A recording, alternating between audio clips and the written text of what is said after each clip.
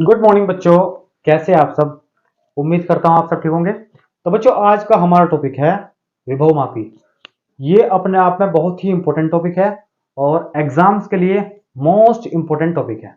और आपकी एग्जाम से जो आपकी परीक्षाएं हैं, बोर्ड परीक्षाएं हैं, उनमें ये टॉपिक कई बार आ भी चुका है। तो शुरू करते हैं भाई। देखो, आपका जो नाम है टॉपिक का, वो आपका है विभव मापी। तो जो इसकी परिभाषा है वो इसी में ही छिपी हुई है। क्या है परिभाषा? विभव मापी यानी विभव को विभव को मापने वाला उपकरण। मापने वाला उपकरण। क्या परिभाषा बनेगी इसकी? वह उपकरण जो दो बिंदुओं के बीच शुद्ध विभवांतर या शुद्ध विभव को मापता है। वह उपकरण जो दो बिंदुओं के बीच शुद्ध प्योर विभवांतर को मापता है, विभव मापी कहलाता है। देखते हैं इसकी परिभाषा क्या होगी बेटा। वह उपकरण जो दो बिंदुओं के बीच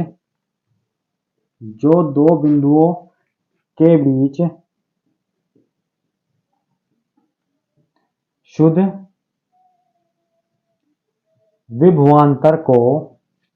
विभवांतर को मापता है विभव मापी कहलाता है। क्या परिभाषा बेटा? वह उपकरण जो दो बिंदुओं के बीच शुद्ध यानी प्योर विभवांतर को मापता है, विभव मापी कहलाता है। या फिर इसकी एक परिभाषा और है, तो क्या लिख सकते हो आप दूसरी परिभाषा? वह उपकरण जिसकी सहायता से हम किसी सेल का विद्युत वाहक बल माप सकते हैं या विद्युत वाहक बल का पता लगा सकते हैं। ठीक है, विभव मापी कहलाता है। ये तो इसकी परिभाषा हो गई बेटा। अब हम करेंगे इसका सिद्धांत। देखते हैं सिद्धांत क्या है इसका। चलते हैं इसके सिद्धांत की तरफ।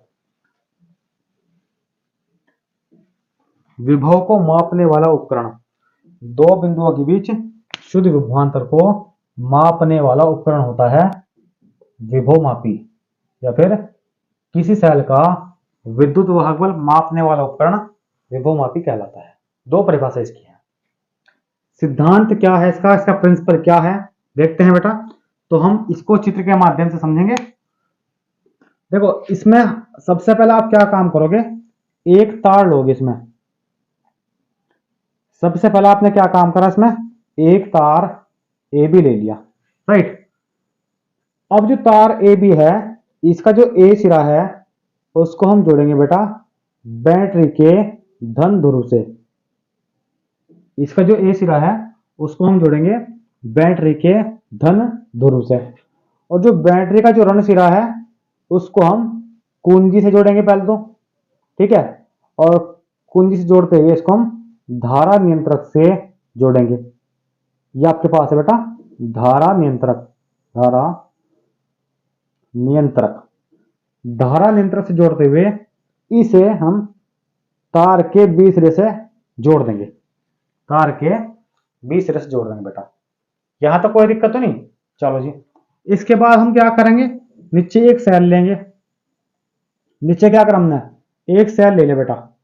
तो सेल का जो धन ध्रुव है वो तार के ए सिरे से हम जोड़ देंगे। जिसका धन ध्रुव है उसको हम क्या काम करेंगे, तार के ए सिरे से हम जोड़ देंगे। और जो इसका सेल का ऋण ध्रुव है, हम क्या काम करेंगे बेटा, इसको हम क्या करेंगे, एक धारामापी से जोड़ेंगे। आपके पास क्या है बेटा, एक धारामापी है। ये इसमें ये सुई है इसकी, इसको बोलते हैं हम धारामापी। और साथ में इसमें लगा देंगे एक जोकी तार, इसको बोलते हैं जोकी तार। अब आपके दिमाग में एक बात आई होगी कि जोकी तार जो किस टाइप का तार है भाई।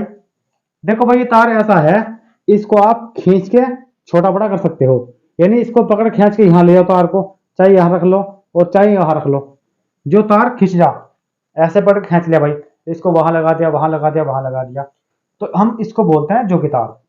वह तार जो जिसमें खींचने का गुण हो, जो यहाँ भी जा आपका, ये खींच के यहाँ चला जा और खींच के यहाँ चला जा, उसको हम क्या बोलते हैं, जोकी तार बोलते हैं। ठीक है बेटा। तो आपको यहाँ क्या लिखना, माना माना ए बी एक तार है जिसका, माना, आपको ध्यान से समझना बेटा, क्या है सब सिद्धांत, माना ए बी एक तार है जिसका ए सिरा बैटरी के, ये आपकी बैटरी है बेटा, माना ए बी एक तार है जिसका ए सिरा बैटरी के धन ध्रुव से जुड़ा हुआ है तथा बैटरी का ऋण सिरा कुंजी और धारा नियंत्रक से जोड़ते हुए तार के बी सिरे से जोड़ देते हैं। ये बात आपको यहां लिखनी पड़ेगी बेटा। इसके बाद अब इतना लिख दिया आपने पैराग्राफ पूरा पूरा, उसके बाद आप लिखोगे नई लाइन से, इसमें ई एक सेल है जिसका धन सिरा तार के ए सिरे से जोड़ते हैं और इसका ऋण सिरा इसका माइनस वाला सिरा धारामापी और जो के तार से जोड़ देते हैं। हो गया इतना क्लियर? ठीक है बेटा। अब देखो आपको क्या काम करना, जो आपके पास तार है, ये ए बी वाला तार है, इस पर आप 3 बिंदु लोगे। कितने लोगे बेटा? इस पर आप लोगे 3 बिंदु। एक बिंदु आप यहां ले लो, एक बिंदु आपने यहां ले लिया और एक बिंदु आपने ले लिया यहां से। इसको मान लो ये जे है, इसको J1 मान लो और इसको मान लो बेटा J2। कोई दिक्कत तो नहीं? तो इतना काम करने के बाद आपने क्या काम करना, अब जो ये तार है, ये तार खींचने वाला तार है, इसको आप खींच के यहां भी ले जा सकते हो, इसको यहां भी ले जा सकते हो और इसको यहां भी ले जा सकते हो। राइट। अब आप क्या काम करोगे, इतना तो आप लिख लोगे, उसके बाद फिर आप लिखोगे जब जो कि तार को J1 पर स्पर्श कराते हैं, ये सिद्धांत इसका दोबारा फिर समझो।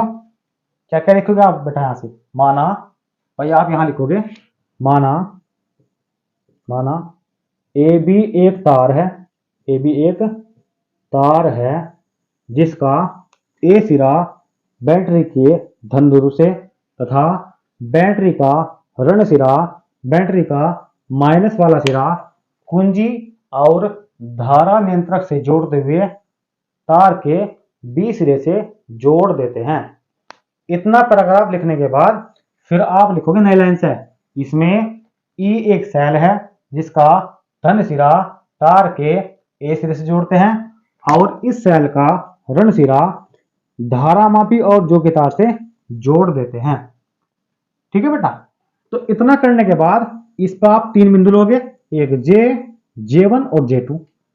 इतना लेने के बाद अब आप लिखोगे नई लाइन से, क्या लिखोगे, जब जो की तार को J1 पर स्पर्श कराते हैं। सबसे पहले क्या काम करोगे बेटा, इस जो की तार को कहां ले जाओगे आप, जब जो की तार को J1 पर स्पर्श कराते हैं तो धारामापी में एक दिशा में विक्षेप उत्पन्न होता है। लिखेंगे यहां और फिर इसको समझेंगे। जब जो की तार को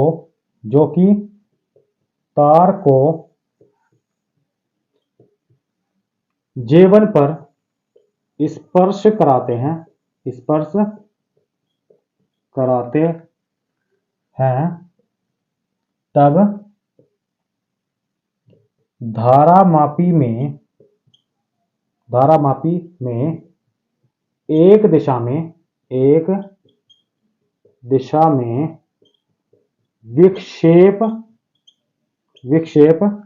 एक दिशा में विक्षेप उत्पन्न होता है। जब जो की तार को J1 पर स्पर्श कराते हैं तब धारामापी में एक दिशा में विक्षेप उत्पन्न होता है। अब विक्षेप का मतलब क्या है इसका, ये समझ लो भाई। देखो विक्षेप का मतलब होता है धारामापी की सुई का अपनी जगह से हट जाना। वो चाहे ये इधर जावे या फिर इधर जावे, उस समय कोई मतलब नहीं। विक्षेप का मतलब क्या है, धारामापी की सुई का अपनी जगह से हट जाना, उसको बोलते हैं विक्षेप। तो देखो ये सुई थी सीधी, ये इधर को झुक गई, जब आपने J1 पर स्पर्श कराया इसको, तो ये सुई क्या हुआ, इधर को आपको, इधर को ये विस्थापित होगी, तो ये इसमें क्या हो गया, विक्षेप उत्पन्न हो गया, राइट। तो इसमें तो धारामापी में एक दिशा में विक्षेप उत्पन्न होता है। तब इस स्थिति में क्या होगा आपका, इस स्थिति में सेल का विद्युत वाहक बल, इस स्थिति में सेल का विद्युत वाहक बल Aj1 के बीच, Aj1 के बीच लगे विभवांतर से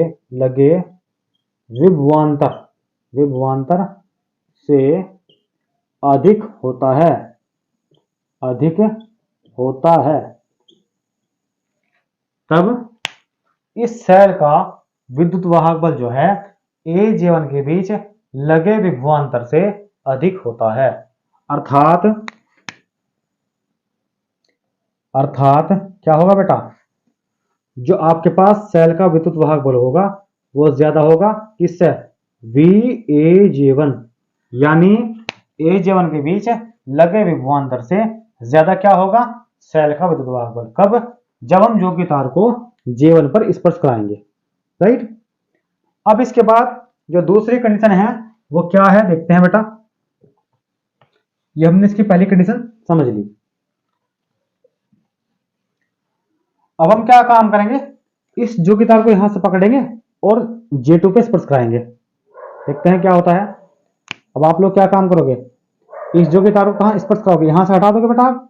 यहां से हटाने के बाद क्या काम करना आपने, इस जो की तार को J2 पे स्पर्श कराना। तो जैसे ही J2 को, जो की तार को J2 पे स्पर्श कराओगे, तो जो इसकी दिशा में जो सुई है, ये सुई क्या किधर चली जाएगी, दूसरी साइड में। अब थोड़ा हम यहां लिखेंगे और लिखने के बाद फिर हम इसको समझेंगे। जब जो की तार को J2 पर स्पर्श कराते हैं, जब जो की तार को J2 पर स्पर्श कराते हैं, तब सेल का विद्युत वाहक बल Aj2 के बीच लगे विभवांतर से कम होता है।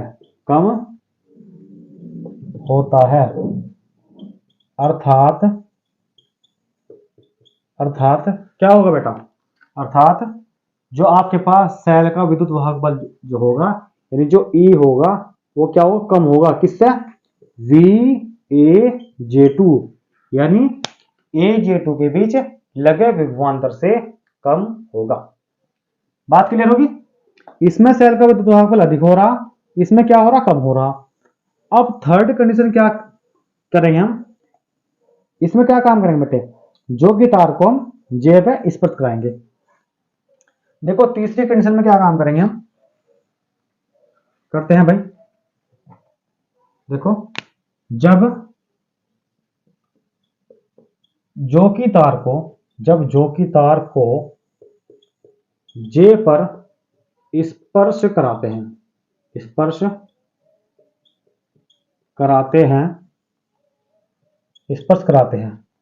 कराओ जी। अब आप यहां से इसको हटाओगे तो कहां लेके जाएंगे, हमेशा हम इसे लेके जाएंगे बेटा, इस वाली में। तो जब आप इस पर लेके जाओगे तो जो इसमें जो विक्षेप है वो आपका होगा शून्य। जो विक्षेप होगा कितना होगा बेटा, विक्षेप शून्य।